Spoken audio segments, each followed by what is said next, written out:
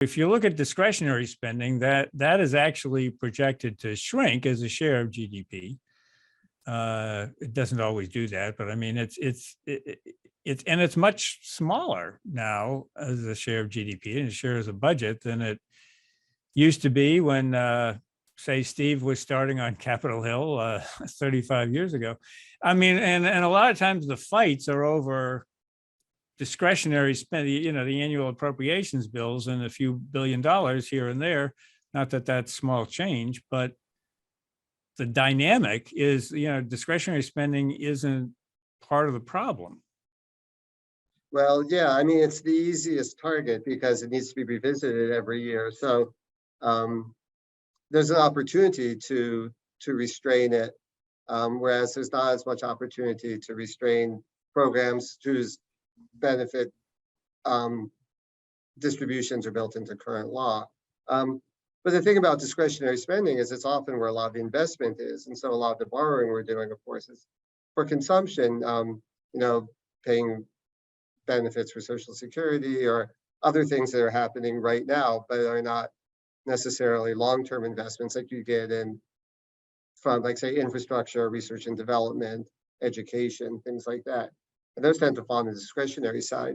And, it's tended to be a relatively small part of the budget, maybe 2.5% of GDP or something like that. So our interest bill will be more than that very soon. So, yeah, I mean, discretionary is easier target, but yeah, I don't know, what was that bank robber's name, Willie Sutton or whatever? They asked him what banks, and he said that's where the money is. The money on the spending side of the budget is in, the largest program, Social Security, Medicare, and they're among the fastest growing ones as well. So, I mean, but we have a choice to make, right? We could fund those programs at their current levels, but we would then need to raise money to somehow do so to make the fiscal trajectory look better. So, I mean, there's a choice. I mean, cutting spending, I don't want to make it sound like cutting spending is the only option. You could raise revenues and continue programs sort of closer to their current levels. But right now we've sort of chosen higher spending and lower revenues, and that's what's causing that structural imbalance.